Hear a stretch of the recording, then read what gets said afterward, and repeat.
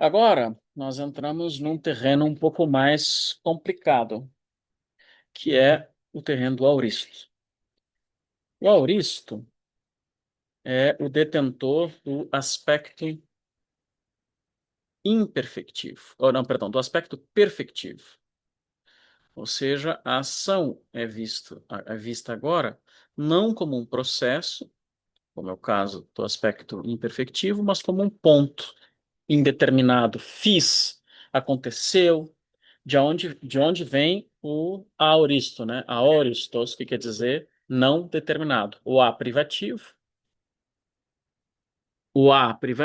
mais o oriston, que quer dizer determinado. Só que nós temos, uma vez que nós estamos mudando de tema, ou seja, o tema do presente e, portanto, o tema do imperfectivo,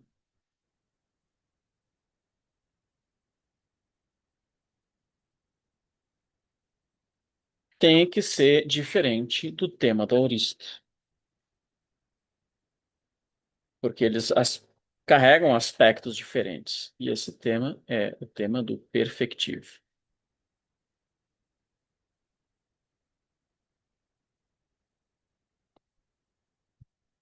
Ficou um pouco lenta a transmissão da escrita, não? Então, com isso, é, existem várias maneiras de construir o tema do aoristo. Mas uma parte importante é que nem sempre a versão do radical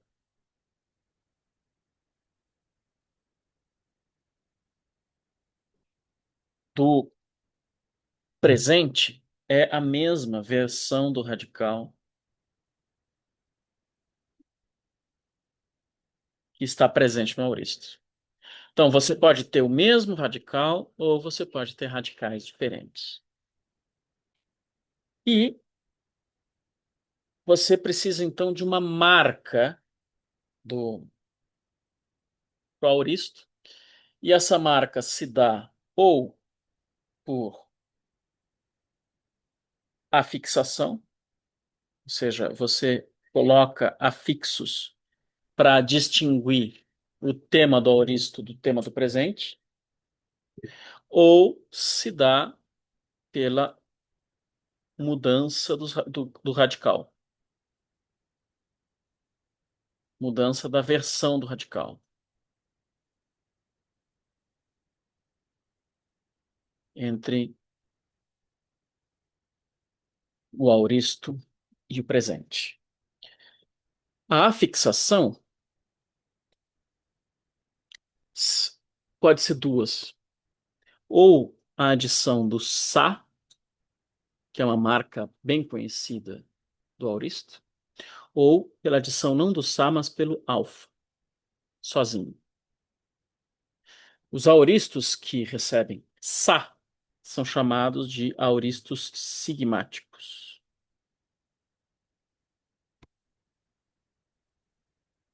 E o auristo que recebe simplesmente o A, vocês vão ver o porquê depois, são chamados de auristos pseudo-sigmáticos. Que na verdade haveria um sigma aqui que caiu por alguma razão. E aí, quando a mudança se dá por uma mudança na versão do radical, essa versão pode vir acompanhada de vogal temática ou pode não vir acompanhada de vogal temática. Quando ela vem acompanhada de vogal temática, o auristo em geral não tem vogal temática, tá? Mas quando ela vem acompanhada de vogal temática, ele vai ser chamado de auristo temático. E quando não vem, se chama de auristo de radical. Por quê? Porque a desinência é aplicada diretamente ao radical. Então, por exemplo, no auristo sigmático, nós vamos ter auristo sigmático.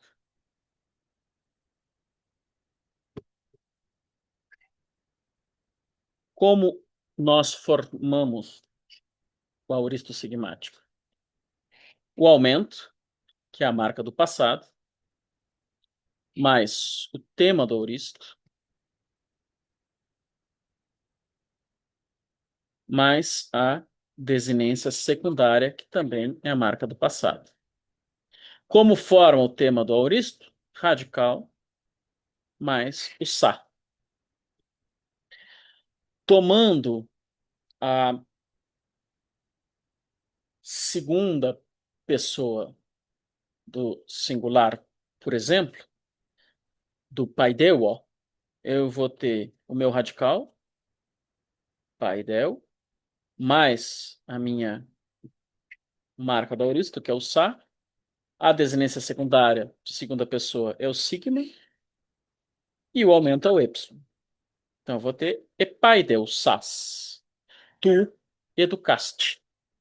Epaideussas. Agora, no auristo pseudo-sigmático,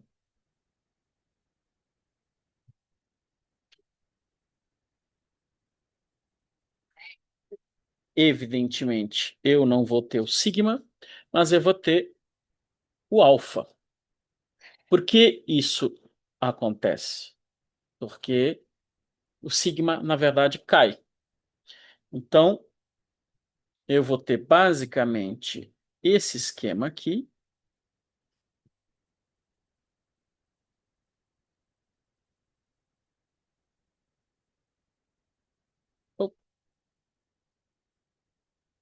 Vou ter basicamente esse mesmo esquema aqui.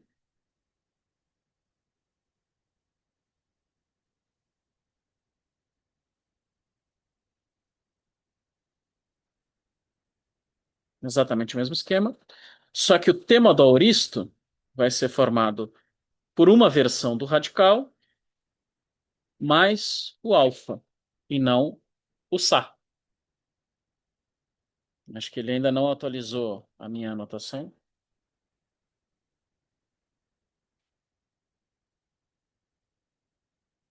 Ele não está atualizando no tempo que deveria.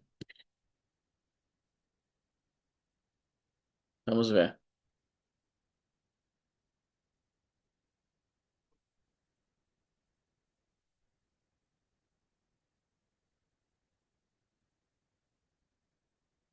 Agora foi.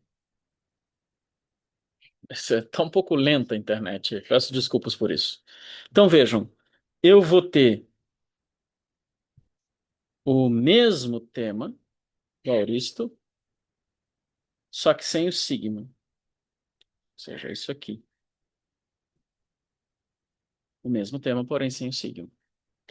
Então, por exemplo, o verbo angelo, que é o verbo anunciar. No presente indicativo fica angelo. Angelo.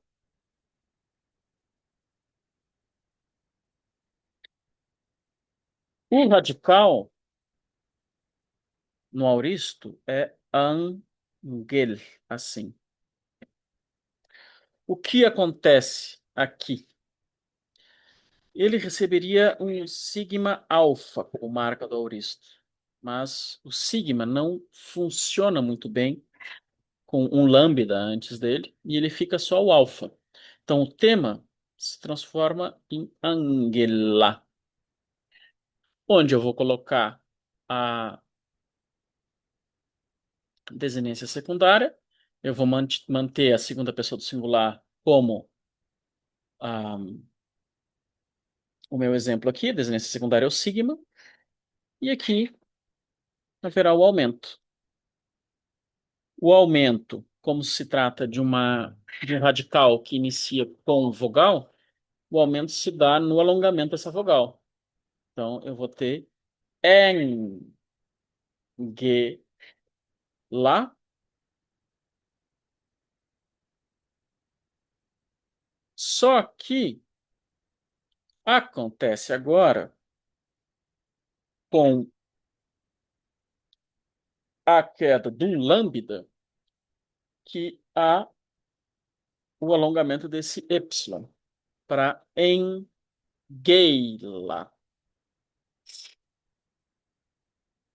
Engueilas. Né? É um pouco complicado, nós ainda não estamos vendo em detalhe né, essa morfologia, apenas vendo como ela se dá de forma um pouco mais geral. Depois nós vamos entrar em caso a caso. Depois disso, nós temos os chamados auristos temáticos. O auristo temático, ele se diferencia dos outros porque ele tem uma vogal temática. Se ele tem uma vogal temática, ele não é sigmático, então ele precisa distinguir o seu tema. E ele distingue o seu tema pela seleção de outro radical. O radical dele é, de alguma forma, diferente do radical do presente. Então, peguemos novamente lambano. Lambano.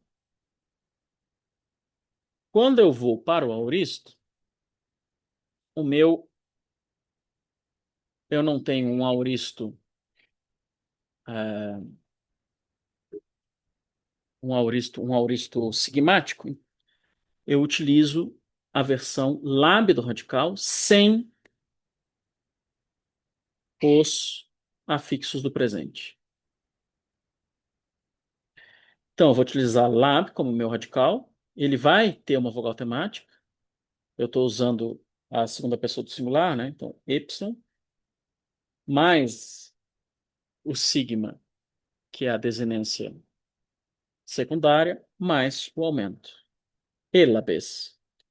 Então, aqui eu tenho aumento, aqui eu tenho radical, aqui eu tenho vogal temática, e aqui eu tenho a desinência secundária. Radical mais vogal temática formam o tema desse auristo. É diferente do tema do presente, que tem certos afixos, né? Que é lamban mais vogal temática. Então, basicamente, eu estou utilizando o mesmo radical. Eu posso usar um radical um pouco diferente, só que sem os afixos. Agora, o terceiro tipo, que é o auristo de radical, eu vou deixar para tratar no próximo encontro, quando nós tivermos feito toda a conjugação dos auristos, porque vai ficar mais fácil de compreender.